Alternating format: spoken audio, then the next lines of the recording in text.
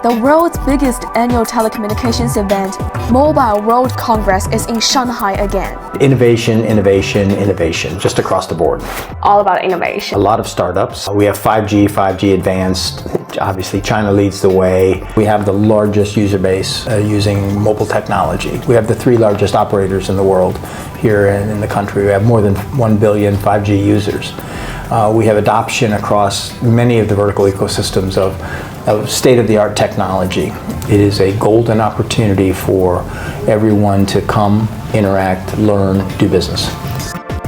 We are looking for business partners who have a good contact to local production of gadgets and devices, which are then sold out to the whole world, like Europe and the US, for example. So you're looking for Chinese partners? Yeah, correct. They are quite focused, and they are also, if you are talking about like devices for home appliance or whatever, automated devices, they are mostly, all of them are manufactured in China.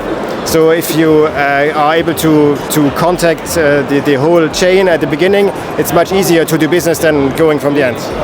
This year, it's no longer just about telecommunications. And of course, AI is front and center. Many times I like to use my DeepSeek app as my preferred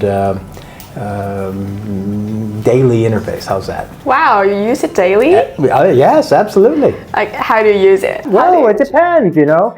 If I'm, I use it as a browser. So anything you ask Google, you can ask DeepSeek. Exactly. Yes, AI has, as expected, been pushed to center stage. I'm originally from India. I live in Dubai now. DeepSeek is becoming so popular, and all the other innovation coming from China is very awesome actually. Very happy to see and very happy to try. I've been using DeepSeek myself, and some of the other solutions also I see are very nice. We're looking at generative AIs. The world standards, technology is changing on a day-to-day basis. China is definitely a leader in the technology space, so I think you guys are really doing some wonderful stuff in here. Do you think China will win the race in AI?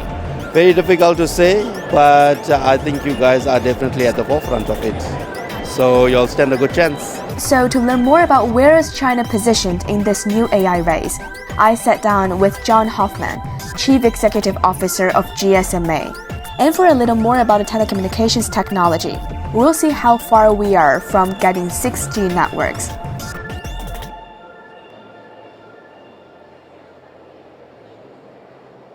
John, thanks for your time. Great to have you with us on Shanghai AI. Well, thank you for having me.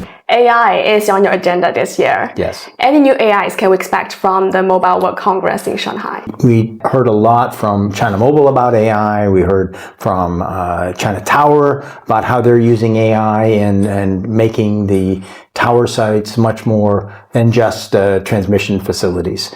We had AI from Singtel talking about how they're using AI not only internally in their offices, but using it for travel and leisure activities. So it's AI, and you're going to see it across big and small, international and domestic. So it's very much front and center this year. Actually, this event was originally about mobile communications, yes, but suddenly AI has flocked in. When did you really start to witness this kind of transition? The communications sector is still front and center, so connectivity is at the core of everything. And then as we build the verticals, digital transformation is taking place across the world. And digital transformation means connectivity at the core. We see it in the mining industry here. We see it in the manufacturing industry.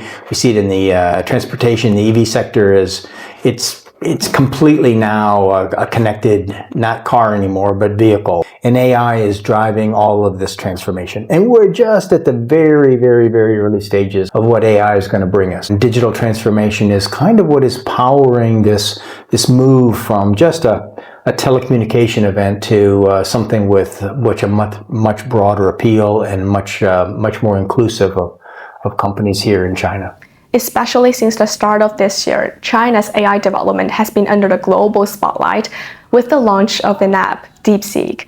But actually, China's ambitions on AI development started way early in 2017. The Chinese government defined its long-term strategy for artificial intelligence to become a global AI leader by 2030. How would you evaluate Chinese firms' AI capability now? Well, everyone thinks AI is a new technology, and if I remember correctly, it was actually first coined in 1956. So the first AI conference when we started talking about the concept was many years ago.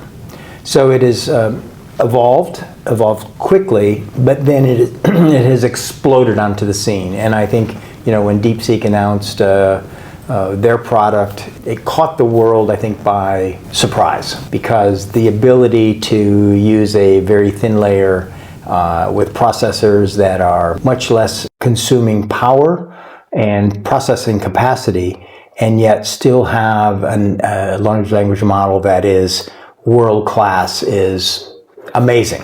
I do personally test and use different models. I was doing some deep think yesterday with it and talking about MWC Shanghai and sort of what did it see and foresee for us here. And it talked about our event, our themes. It talked about our 4 vertical sectors and some of the companies that were going to participate here. So it gave me great insight without me having to prompt it. And it was very easy to use. At this stage, many people are talking about AI applications actually. What advantages do you think China has currently in developing the AI applications? And you have MWC in Barcelona and now in Shanghai. Are those AI applications in China in any way different from the rest of the world? I haven't seen great differences yet, but I do think China might have an advantage over some countries where the population is a little more open to adopting new technologies. I would say especially around things like education and healthcare, where the incumbents are maybe a little more forward-thinking as opposed to maybe the country I'm from, United States, which are a little bit more either regulated or stoic in their use of existing technologies. I think that the Chinese people, government, and society is much more open and accepting of technology and how it might impact and change their lives.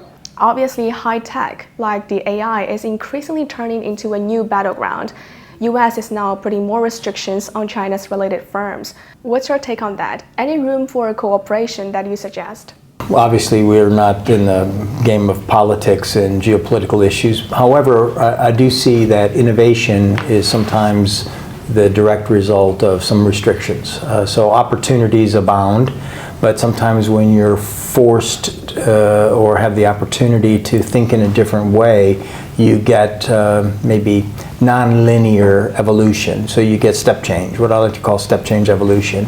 And I think, DeepSeek is a great example of that. So coming from just a thought process that's completely different than other parts of the world and how they solve the AI challenge, I think is very refreshing. In the early days of our event here, it was a lot of foreign companies coming in and sort of showcasing how they were maybe a little bit advanced and having use cases and opportunities that the Chinese companies and operators and even government could learn from. Today it's kind of flipped a little bit. So we have companies coming in from outside of China to see and learn from the Chinese showcases. So it's a great opportunity, kind of East meets West. We've been talking about 5G for quite a while now. Are we expecting 6G in the near future? Our managing director just talked about, he finished his keynote talking about how 6G is out there and it's on the horizon, but let's not get too caught up with the opportunities that 6G might bring us, and let's fully develop and take advantage of the capabilities of 5G and 5G Advanced. China has the greatest rollout of 5G Advanced, very much in the forefront leadership. They have the scale, they have the opportunities, they have the showcase, the use cases, and let's not get ahead of ourselves. We have a lot of development still to go in 5G and a lot of opportunities. And 6G, it's out there and it will come, but let's not push it too early and still take advantage of what 5G and 5G Advanced has to offer. It's going step by step. Step by step. And we've seen that from all the Gs, from 1 to 2, 2 to 3, 3 to 4. and 4 to 5. There's always, new opportunities. The shiny orb is out there, but right now 5G has a lot of legs and a lot of capabilities, which we haven't just scratched the surface of. How long will you stay in China this time, and what's top on our agenda? Well, a week here, obviously, and it follows up on a couple of weeks I was here in April, and we're just amazed and awed by the companies we visit, the government officials that we talk to, the operators who showcase their latest and greatest. It's very inspiring when we come here to not only to Shanghai but to China. So this trip is Shanghai. I'll head to Hong Kong, Macau, Shenzhen, kind of that area. A lot of innovation going on over there, and So Shanghai and the Greater Bay Area. And the Greater Bay Area. John, thanks for joining us. Thank you for having me.